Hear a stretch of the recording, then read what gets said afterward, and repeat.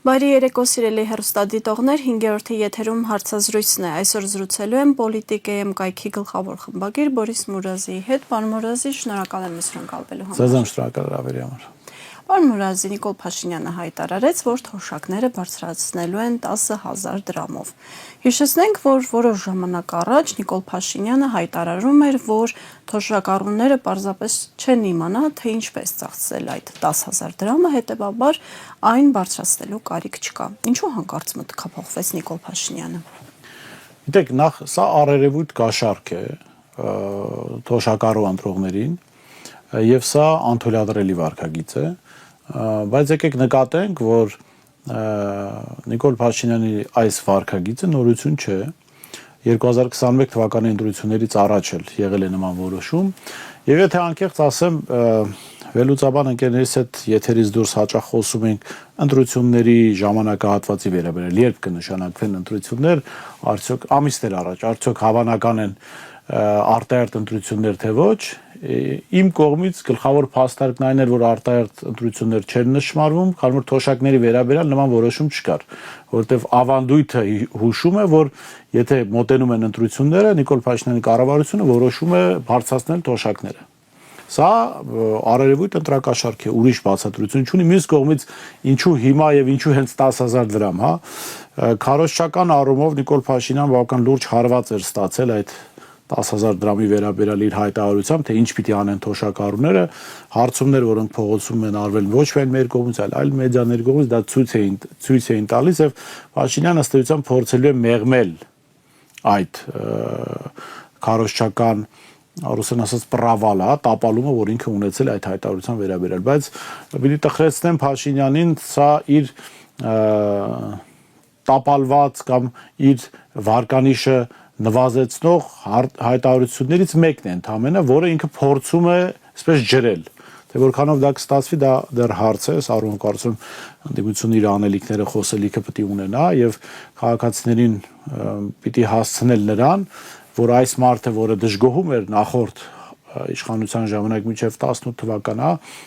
իբրև թե ընտրակաշառքի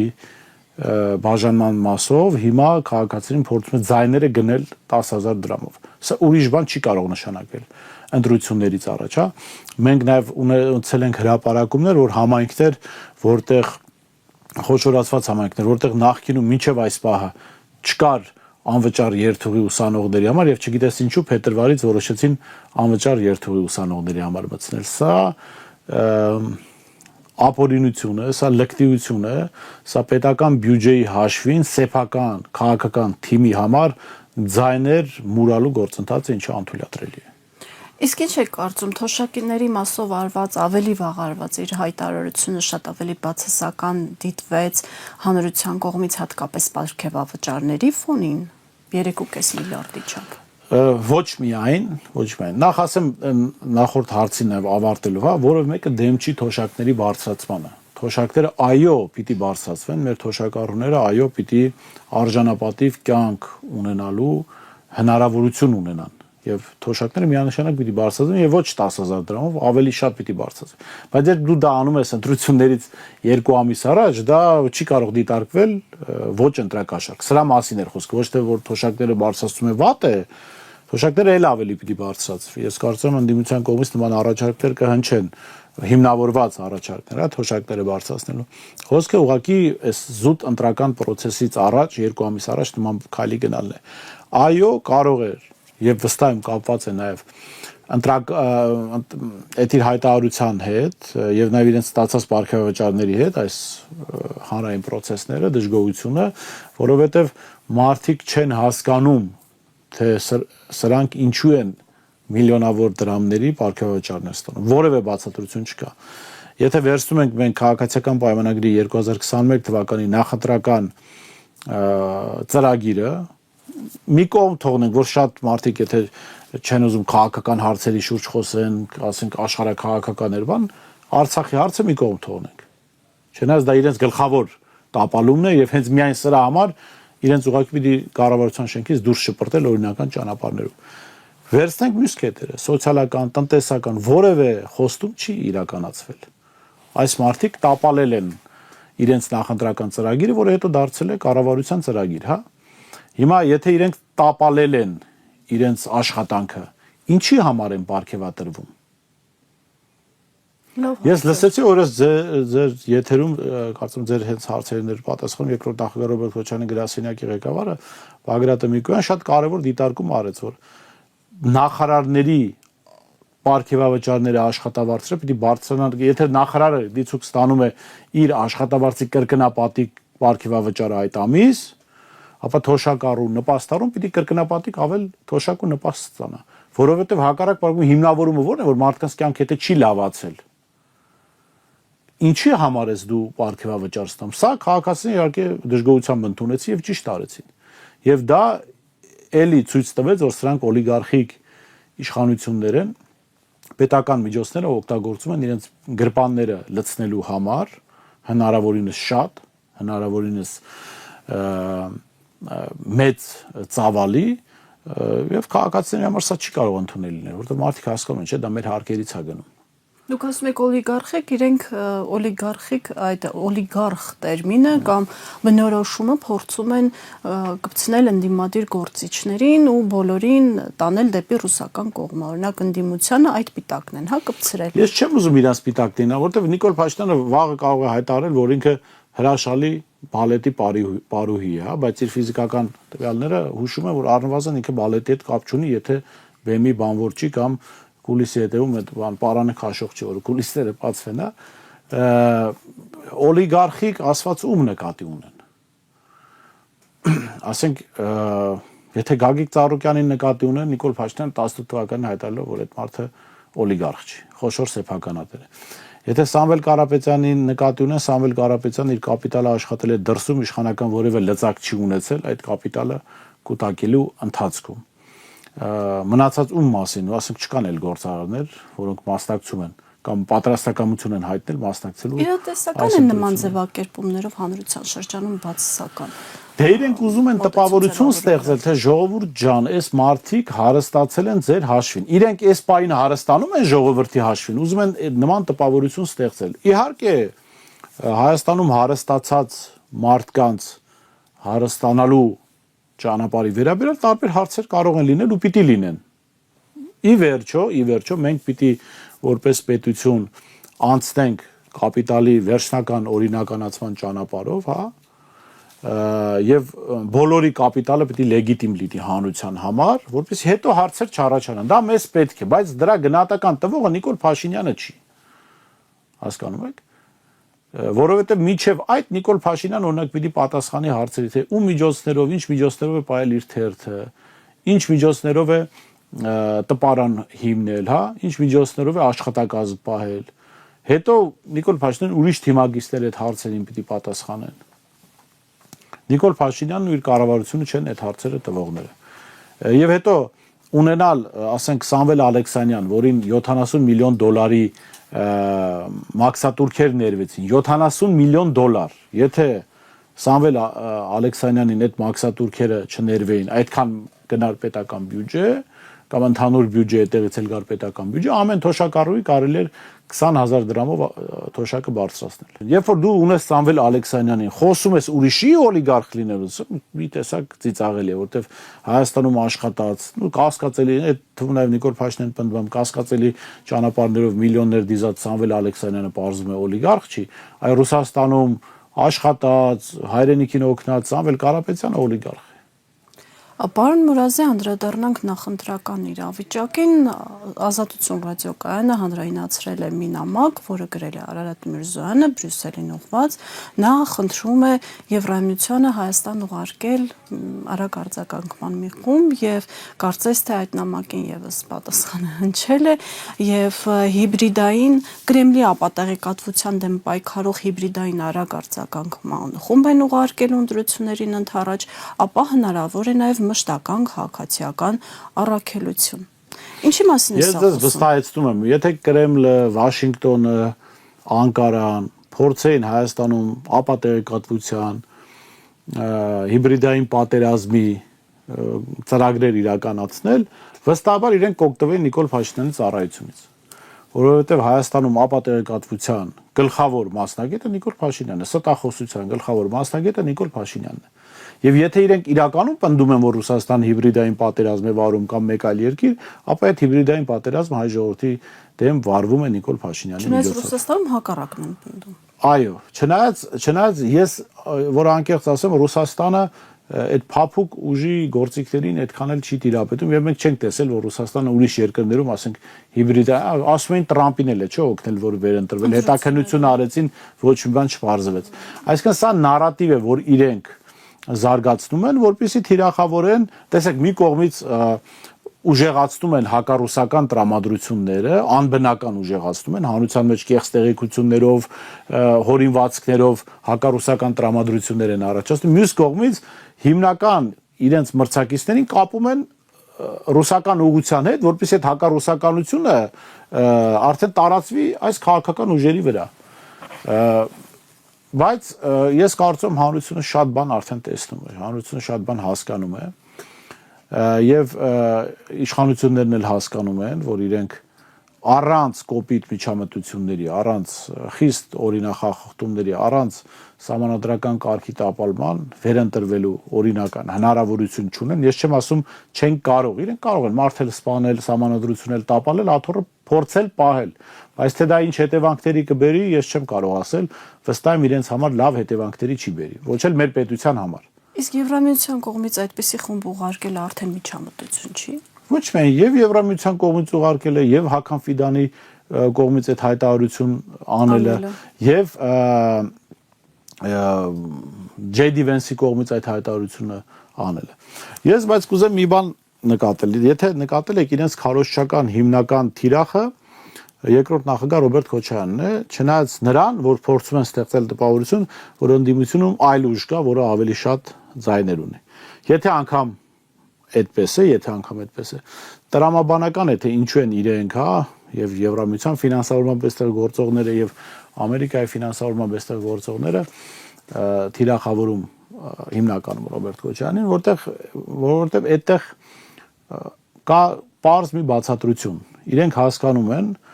որ քաղաքական այս process-ները, այս փակ շղթան կարող է կոտրել կամ կտրել միայն Ռոբերտ Քոչարյանը։ Ուստի պիտի թույլ չտան դա։ Ամենևին չնսեմացնելով ընդդիմադիր մյուս ուժերին, բայց քաղաքական փորձառության եւ մյուս առումներով այդ խնդիրը կարող է լուծել Ռոբերտ Քոչարյանը։ Դրա համար բոլորին կապում են իրար, բոլորին կապում են ռուսներին, ռուսերին էլ կապում են Ռոբերտ Քոչարյանին եւ հիմնական թիրախ են դարձնում Ռոբերտ Քոչարյանին։ Բայց ես կարծում եմ, ինչպես արդեն ասացի, սա իրենց մոտ չի ստացվելու հասարակությանը խաբել, մոլորեցնել եւ այս իրենց ջղաձգումները դրա մասին են խոսում։ Նույն Մամուլը այսօրին գրեց, չէ՞ որ 19000 արցախցիների չեն գրանցում ընտրությունների սպասվելիք ընտրություններով պայմանավորված։ Սա որ իշխանությունը կարող է անել։ Վախենում են, որ արցախցիները իրենց չեն քվեարկի։ Ոչ թե վախենում են, հաստատ գիտեն, որ չեն քվեարկի, բայց եթե անգամ իրենք գիտեն, որ արցախցիները իրենց չեն քվեարկի, 19000 ձայնը ենթադրենք 100%-ով իրենց դեմ են քվեարկել։ Եթե իրանք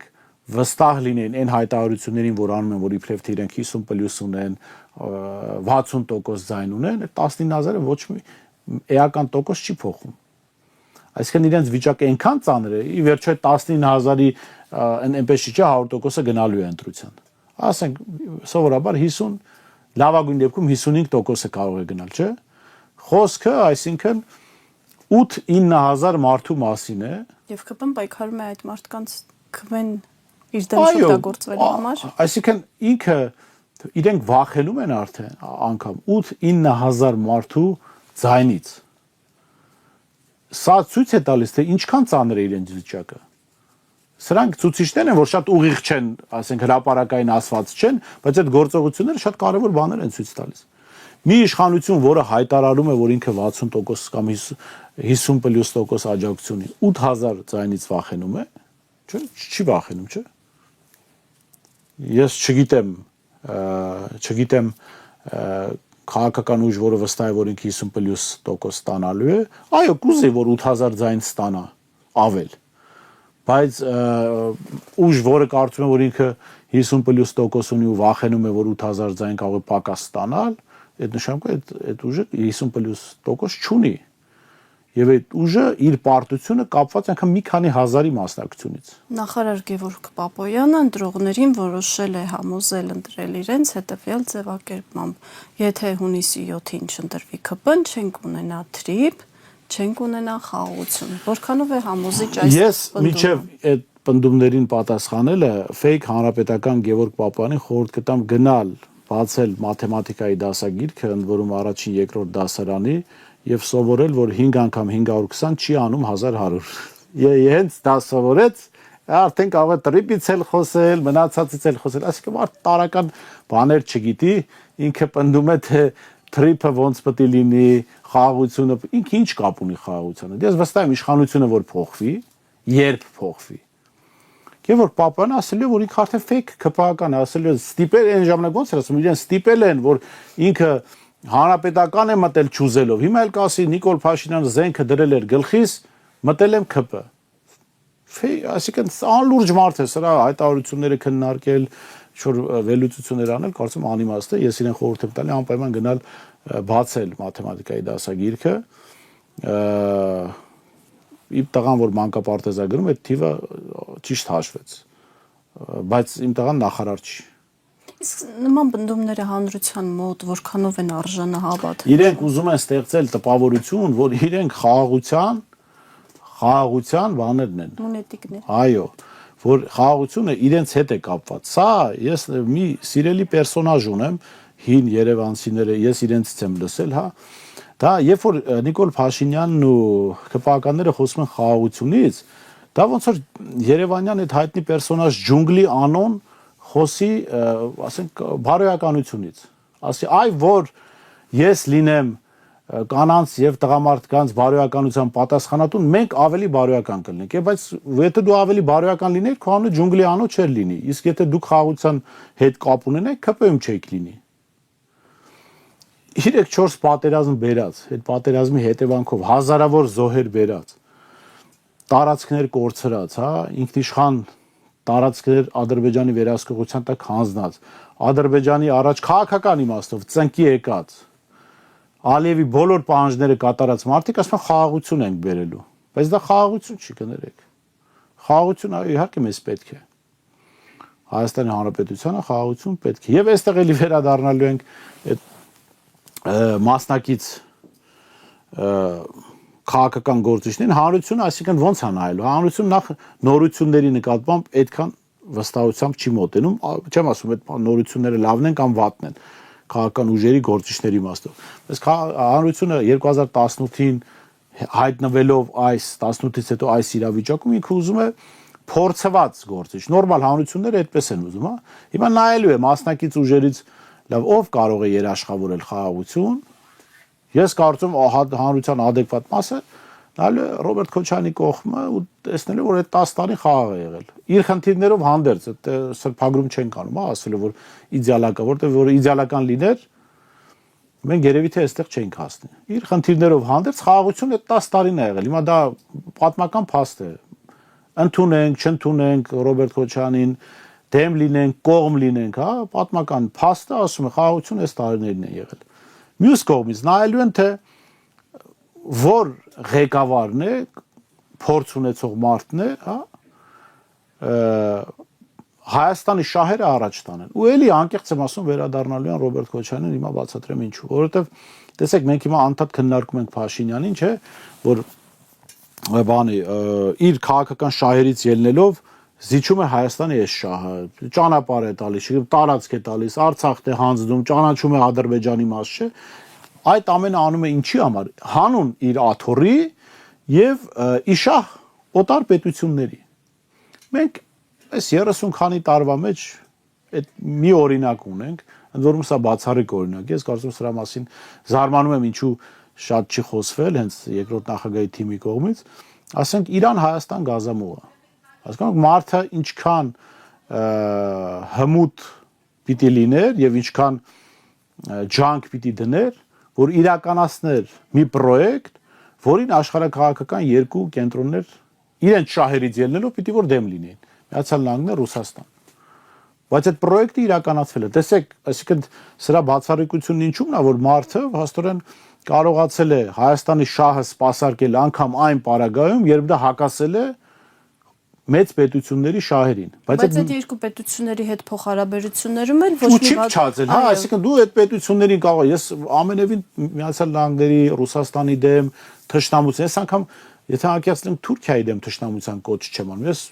արդարության կոչ եմ անում, որ Թուրքիան պիտի ճանաչի հայոց ցեղասպանությունը, Թուրքիան պիտի ներողություն խնդրի հայ ժողովրդից եւ մյուս ժողովուրդներից ում նկատմամբ ցեղասպանություն է իրականացել, բայց ես չեմ կոչ անում գնալ հարձակվել Թուրքիայի վրա։ Հա շատ տեղի դիտարկում են, որ հարաբերություններ չի փչացել, այսինքն դու կարողացել ես այնքան հարգանք ես ունեցել կամ դիրք ես ունեցել, որ կարողացել ես քո գործընկերներին աշխարհակահաղական բացատրել, որ կներեք ընկերներ, ձեր այդ մի շահը մեզ համար խիստ վնասակար է։ Մենք ձեզ չենք ուզում վնասել, մենք մեր շահը սպասարկելու համար այդ գազամուղը պիտի կառուցենք։ Հիմա կա մի դեպք նախորդ ղեկավարներից ուրիշ դեպք եւ այս ոչ բարով ղեկավարի օրոք, որ չեմ ասում, որ սպասարկվել է Հայաստանի շահը անգամ եթե այդ շահը հակասել է խոշոր պետությունների շահերին։ Այդտենց դեպք, այդտենց բացառիկ դեպք չեմ ասում։ Դեպք, որ Հայաստանի շահն է սպասարկվել, կա այդտենց դեպք։ Նախորդների օրը կարող ենք հիշել, հա, չեմ հավասարեցնում Նիկոլ Փաշինյանին, Սերժ Սարգսյանի կամ Տեր-Պետրոսյանի այդ ամենևին հավասարեցնելու տեղ չկա։ Հիմա սրա մասին ենք խոսում, այսօրվա իշխանության մասին ենք խոսում։ Կա մի դեպք, որ այս մարդը, որ խաղաղության անունից է խոսում, հայկական շահ է սպասարկել։ Գործնականում սպասարկել է ու ինչ որ արդյունքի հասնել։ Դժվար հարցադրում եք անում։ Դուք եք լրագրող, ես էլ եմ լրագրող, ես այդպես բան չեմ հիշում։ Ու ոչ այն պատճառով, որ ես իրեն չեմ ընդունում։ Անկեղծ ես ուրախ կլինեի, որ իմ կողմից մերժելի Նիկոլ Փաշինյանը կարողանար պահել Արցախը հայկական։ Ես էլի իրեն որպես քաղաքական առաջնորդ չէի ընդունի, իր գաղափարները չէի ընդունի, բայց ոչ չենք ուրանա այդ արածը, որ մարդը Արցախը պահել է ինչ որ ձևերով։ Ոչ ոք չէր ուրանա։ Հա, դա այսինքն սրա մասին է խոսքը, ժողովուրդը այս ամեն ինչը եթե տեսնում է գիտակից մաս, եթե չի տեսնում, պետք է ցույց տալ եւ ասել, որ գիտեք ժամանակներ կան, երբ դու պիտի չնայես այս գործչին, ասենք սիրում ես, չես սիրում, ինքը բոյով է, կոլոտ է, հա, դու պիտի նայես այդ գործիչը խնդիր կարողանում է լուծել քեզ համար, թե ոչ։ Էմոցիոնալ հարթությունից ուղղակի պետք է դուրս գա։ Այստեղ էլիտան, էմոցիոնալ հարթությունից էլիտան պիտի դուրս գա եւ էլիտան, երբ որ դուրս գա, կարողանա ժողովրդին հասցնել այդ մակարդակի։ Այս էլիտան չպետք է մորթապաշտություն դրսևորի եւ հանուն Հայաստանի Հանրապետության պիտի ջանք դնի,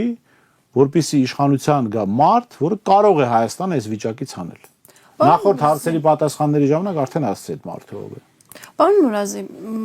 ԽՊՀ-ականները վերջին շրջանում լծվել են հետևյալ արտահայտության տարատեսակ ձևակերպումներին, բովանդակությունը հետևյալն է, որ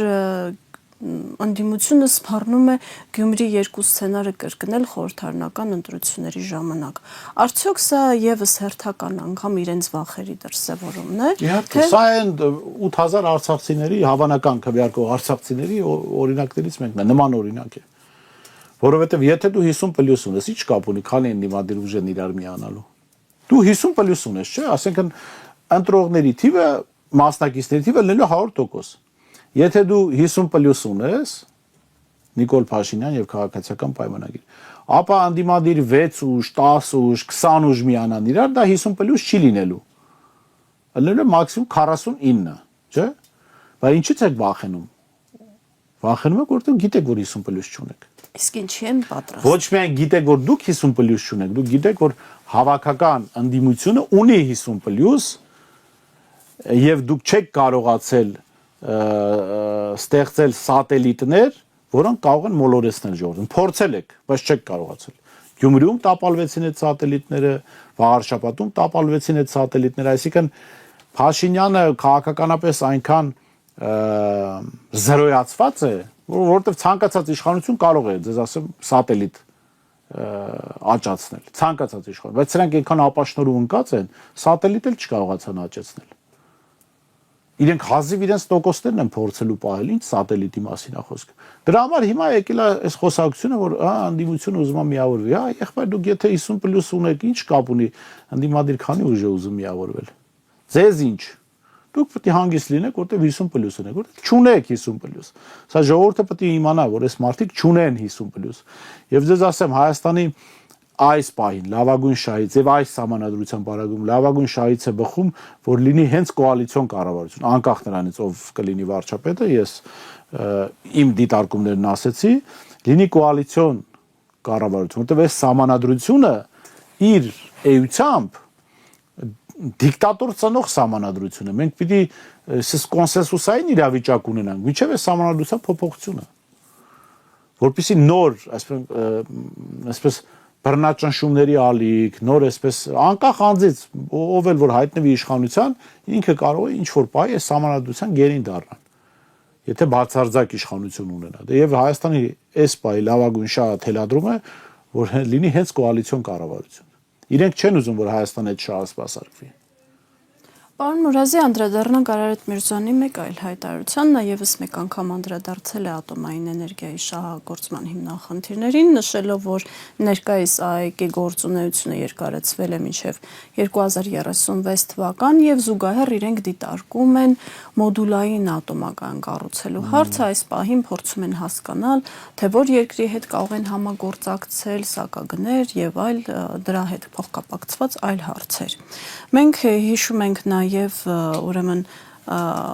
հայտարարությունը այն մասով, որ Վենսի հանդիպման ժամանակ այո, կարծես թե ինչ-որ հուշագիր ստորագրվեց, որ Հայաստանը կկարողանա ԱՄՆ-ից ներկրել նաև, այո, կամ տեխնոլոգիաներ, այո, ներմուծել 5 միլիարդ դոլարի չափով եւ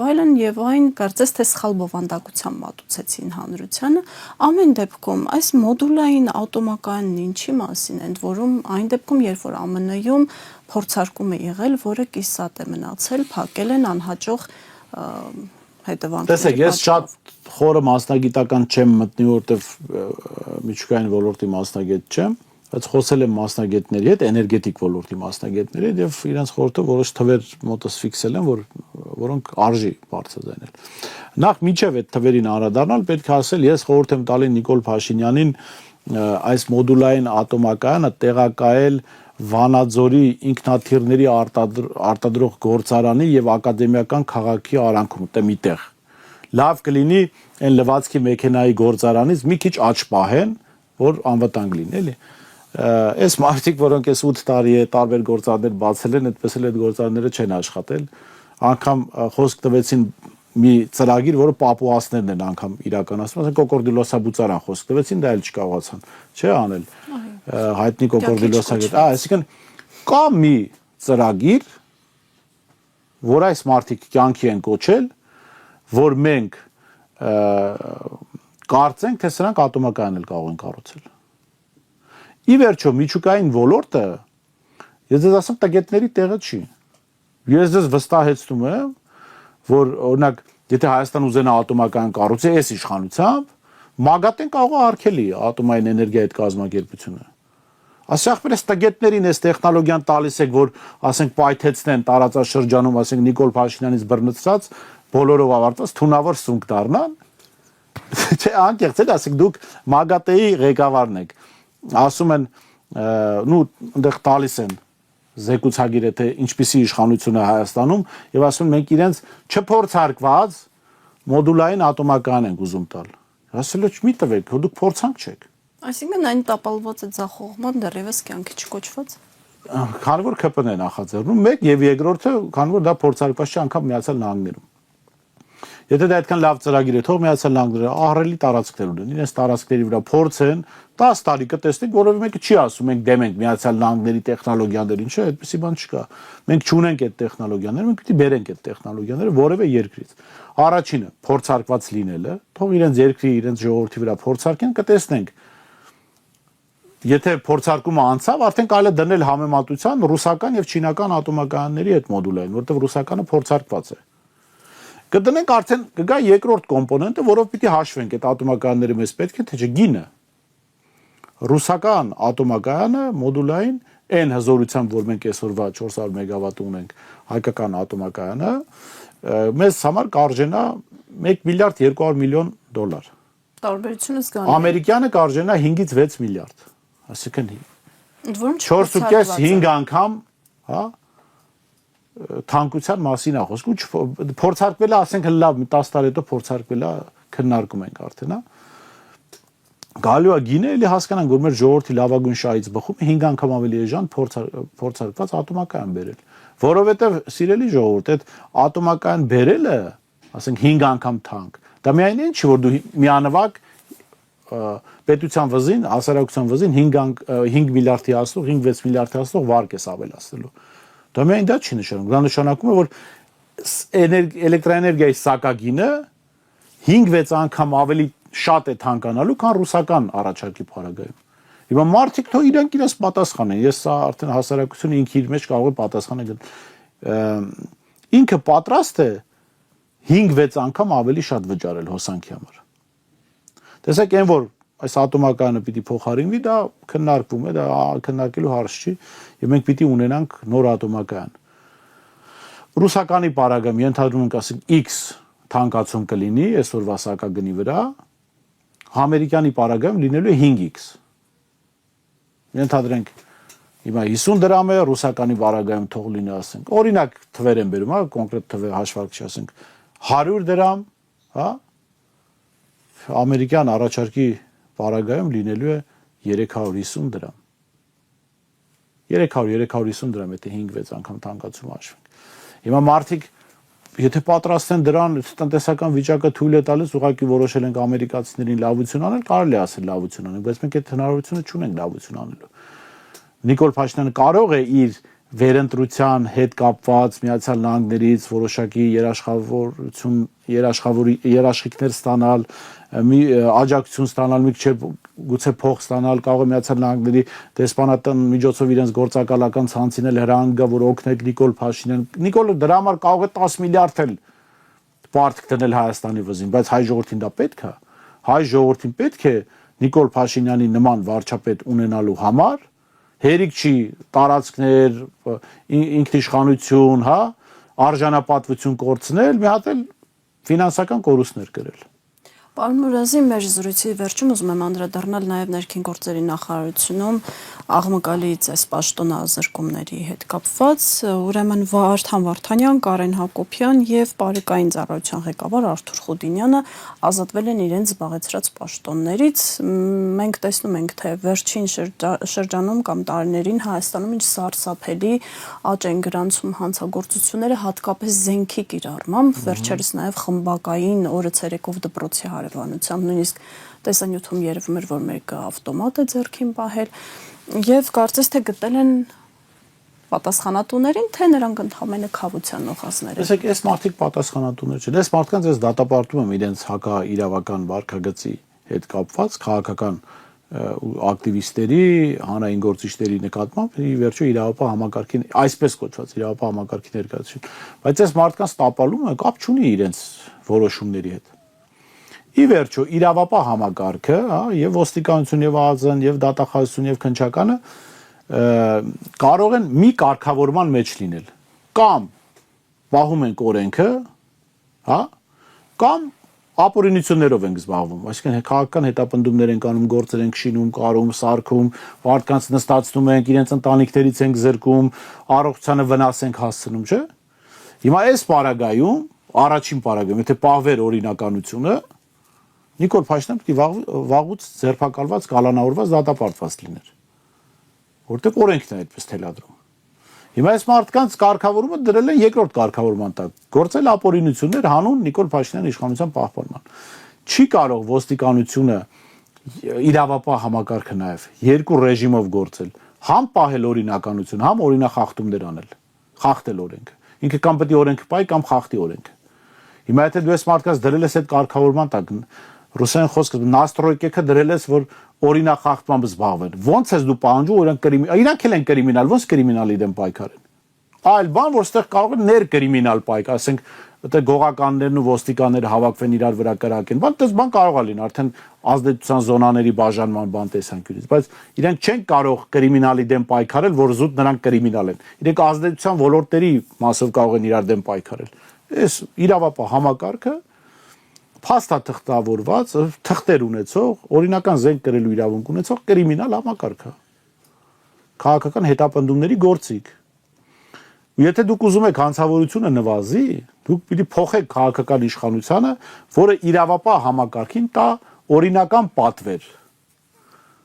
պաշտպանելու օրենքը, պահելու օրինականությունը։ Երբ որ հենց պատվերը եղավ, այդ Խուդինյանն էլ մնացածն էլ անունները որ կարդացիք, իրենք բոլորն էլ որպես իրավապահ արդեն համակարգի, իրական իրավապահ համակարգի մասնակիցները անելու են այս գործառույթները, կրիմինալի դեմ են պայքարելու։ Հիմա իրանց հավասարեցրել եք կրիմինալին, ասենք Միքայել Սրբազանի նման մարդու, մյուս քաղբանտարկյալների նման մարդկանց ապօրինի բանտարկած, բերման ենթարկած, կալանավորված, այդ կալանքի միջնորդություն տված կառույցներից դուք ինչ եք սպասում։ Դուք կարծում եք դրանք կրիմինալ չեն, իհարկե կրիմինալ են։ Իսկ այս օրինակը մյուսների համար ինչ օրինակ պետք է ծառայի կամ ինչ եզրահանգման պետք է կան այն մյուս իրավապահ համակարգի բարձրաստիճան պաշտոնյաները, որոնք մի բան պետք է անեն, ասենք կարող են սխոդկա կազմակերպել ներողություն այս բառի համար այդ կրիմինալն ու ոստիկանությունը պայմանավորվեն, որ միջև ընտրություններ ախպեր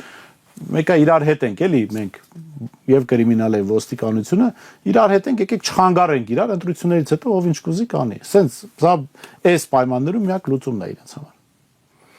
ասեն որ Նիկոլ Փաշինյանից դաբրո ունեն ներողություն էլի էս օտարաբանության համար թույլտվություն ունեն մի քիչ կրիմինալ լավ ախպերները լավ ախպոր ախպերները մի քիչ հանդարտվեն միջև ընտրություններ հետո ում կուզեն թող սպանեն եւ ինչքան կուզեն որտեղ խնդիրը ընտրություններն է, չէ՞, թե ընտրությունների հանգամանքը չլներ, ասենք քանի սպանություն եղավ, ով պատասխանատվություն կրեց։ Եթե քաղաքում կրիմինալների իրար սպանելու համար ոստիկանության պետի տեղակալները հրաժարական են տալի։ Բա մեր հազարավոր հայրենակիցներին, որ Ադրբեջանը սպանեց, դրա համար ով պետք է հրաժարական տա, Նիկոլ Փաշինյանը, չէ՞, չի տվել, այսինքն խնդիրը մարդասպանությունը չի, խնդիրը ժամանակն է, որ իրենց համար անհարմար է։ Թողեք հետո կսպանեք։ Սա կարող է լինել իրենց կոնսենսուսը կրիմինալի հետ։ Պարոն Մուրազի, շնորհակալ եմ հետաքրքիր զրույցի համար։ Հիշեցնեմ այսօրվա իմ հյուրն էր պոլիտիկ.am կայքի գլխավոր խմբագիր Բորիս Մուրազին, կհանդիպենք վաղը։